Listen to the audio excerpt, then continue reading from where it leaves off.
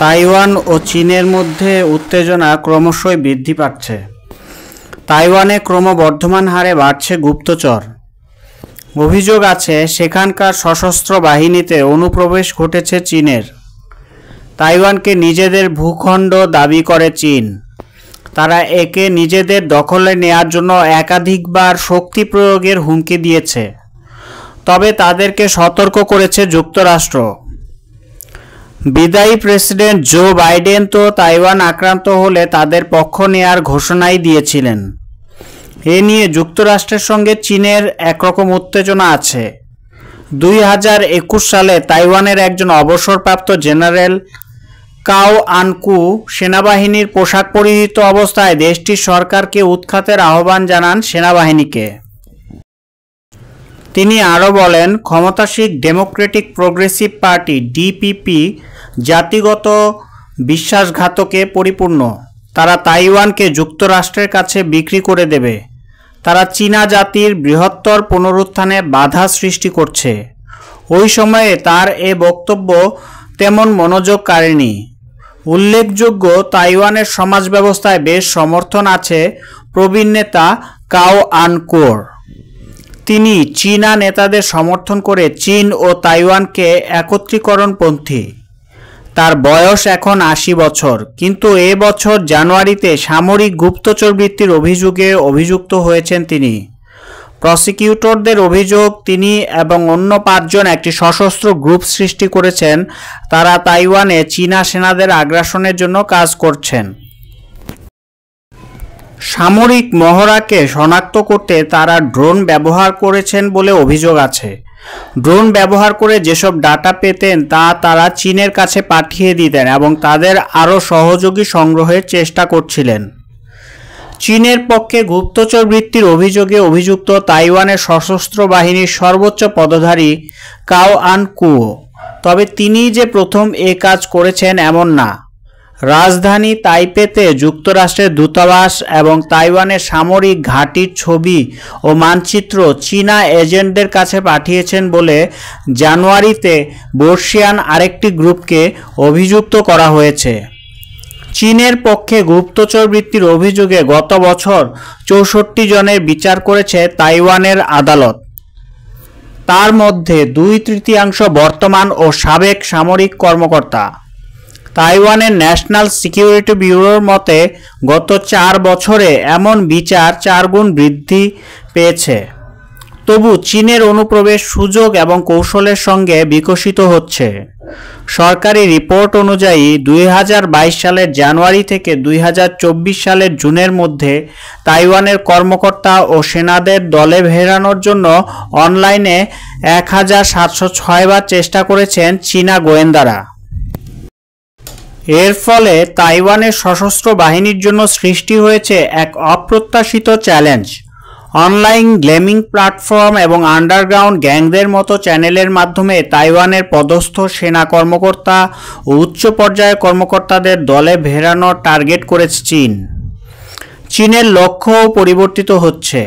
তারা গুরুত্বপূর্ণ গোয়েন্দা কৌশল চুরি থেকে শুরু করে সেনাদের ভাগিয়ে নেয়ার মতো মনস্তাত্ত্বিক লড়াই চালিয়ে যাচ্ছে। কেউ কেউ তাইওয়ানের সেনাদের আত্মসমর্পণের কথিত ভিডিও ধারণ করেছে। তাতে ধারণ করা ব্যক্তিকে দেখা যায় তাইওয়ানের সেনাবাহিনীর পোশাক পরা, হাতে চীনের পতাকা। মাতৃভূমি চীনের প্রতি অনুগত থেকে তার বিরুদ্ধে লড়াই না করার প্রতিশ্রুতি দিয়েছে। তবে এ বিষয়ে তাইওয়ানের স্পষ্ট বক্তব্য পাওয়া যায়নি। এখানে প্রশ্ন হতে পারে, কিভাবে তাইওয়ানের সেনা কর্মকর্তা ও সেনা সদস্যদের বুঝিয়ে দলে ফেরাচ্ছে চীন? এর উত্তর হচ্ছে, এর আগে তারা প্রথমে অবসরপ্রাপ্ত কর্মকর্তাদের টার্গেট করেছে। এসব বর্ষিয়ান সেনা সদস্য এমন একটি প্রজন্ম যারা মূল ভূখণ্ড চীন থেকে পালিয়ে এসেছে। তারা নিজেদেরকে চীনা নাগরিক বলে মনে করেন, এমনকি তাইওয়ানের স্বাধীনতার বিরোধিতা করেন। 2018 সালে ক্ষমতাসীন ডেমোক্রেটিক প্রগ্রেসিভ পার্টি অবসরপ্রাপ্ত বর্ষিয়ান সেনা সদস্যদের জন্য পেনশন কর্তনের সিদ্ধান্ত নেয়। ফলে এর বিরুদ্ধে ব্যবস্থা নেন ওইসব বর্ষিয়ান সেনা সদস্যরা। তারা ছিলেন অসন্তুষ্ট। ফলে তাদেরকে টার্গেট করা চীনা এজেন্টদের জন্য খুব সহজ হয়ে যায়। এ কথা বলেছেন বিমান বাহিনীর একজন অবসরপ্রাপ্ত জেনারেল চ্যাং ইয়েন তিং। তিনি বলেন, এসব মানুষ যখন পারিবারিক সফরে বা ব্যবসায়িক সফরে যান তখন তাদের সঙ্গে বন্ধুত্ব স্থাপন করে চীনা এজেন্টরা। তাদেরকে খাবার খেতে নিয়ে যায়, গলফ খেলার আমন্ত্রণ জানায়। পেঁয়াজে যেমন একটির পর একটি ঝিল্লি থাকে, তেমনি একের পর এক স্তরে অগ্রসর হতে থাকে তারা। কিন্তু এখন তরুণদের টার্গেট করেছে চীন, একথা বলেছেন স্পেশাল প্রসিকিউটরদের একজন। তিনি তাইওয়ানের জাতীয় নিরাপত্তার বিষয়ে দেখাশোনা করেন। তিনি বলেন, যেসব তরুণকে চীনারা টার্গেট করে তাদের অনেকেই ঋণগ্রস্ত। তারা অনলাইনে অর্থ উপার্জনের জন্য অনুসন্ধান শুরু করেন, কিন্তু তাদের কেউ কেউ চীনের পাতা জুয়ায় ধরা পড়েন। অন্যরা অনানুষ্ঠানিক ঋণদাতাদের কাছ থেকে ঋণ চান। কখনো এমন হয় যেসব ঋণদাতা ক্রিমিনাল গ্যাংয়ের সদস্য। তাদের সঙ্গে তাইওয়ানের বিভিন্ন নেটওয়ার্কের সম্পর্ক আছে। এসব গ্রুপের সঙ্গে যুক্ত ব্যক্তিকে মধ্যস্থতাকারী হিসেবে ব্যবহার করে চীন। এসব মধ্যস্থতাকারী $6,000 পর্যন্ত প্রাথমিকভাবে দেওয়ার প্রস্তাব দেয়। তারা যুদ্ধ চায় না এমন বক্তব্য নেয়। দেশটির সেনা সদস্যদের অনেকেই দেখেন অর্থ বানানোর এটা একটা সহজ পথ। ওই প্রসিকিউটর বলেন, মাত্র 20 সেকেন্ডের একটি ভিডিওর জন্য বিপুল পরিমাণ সহায়তা দেয়া হয়। বিনিময়ে দিতে হয় গোপন গোয়েন্দা তথ্য। প্রথমবার অর্থ দেয়া হয়ে গেলে মধ্যবর্তী ব্যক্তি আরও গোয়েন্দা তথ্যের জন্য টার্গেট করে। ওই প্রসিকিউটর বলেন, এসব ভিডিও প্রকাশ করা হয়নি, তবে ভবিষ্যতে তা ব্যবহারের জন্য সংগ্রহ করছে চীন। যখন তাইওয়ানকে দখল করে নেওয়ার চেষ্টা করবে তারা, তখন এটাকে দেখাবে যে জনগণ স্বাধীনতা চায় না। বহু সামরিক গোয়েন্দা বৃত্তির মামলা নিয়ে কাজ করছেন আইনজীবী নাই রুই। তিনি বলেন, এসব ভিডিও সাধারণ জনগণকে দেখিয়ে বলা হবে, দেখো, তোমাদের সেনাবাহিনী তো তোমাদের দেশের প্রতি অনুগত নয়। চীনের পক্ষে গোয়েন্দা বৃত্তিতে লোক সংগ্রহের জন্য এসব হচ্ছে মনস্তাত্ত্বিক পদ্ধতি। এভাবে সংগ্রহ করা গুপ্তচর তাইওয়ানের টার্গেট সম্পর্কে প্রকাশ করে দেবে। এতে তাইওয়ান কোথায় কোথায় সেনা মোতায়েন করবে, কোথায় কোথায় তাদের দুর্বল পয়েন্ট আছে সেসব তথ্য জানিয়ে দেবে।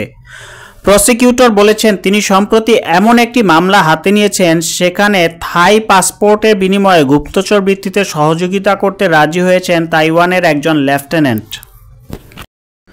তিনি বলেন, ওই লেফটেন্যান্ট আমাকে বলেছেন যদি যুদ্ধ হয় তিনি তার দায়িত্ব পালনে দেশেই থাকবেন, তবে তিনি তার স্ত্রী ও সন্তানদের অন্যত্র সরিয়ে দিতে চান।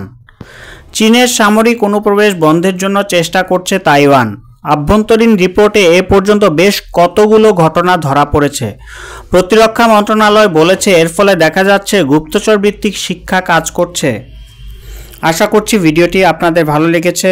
দয়া করে লাইক, কমেন্ট এবং শেয়ার করবেন। আসসালামু আলাইকুম।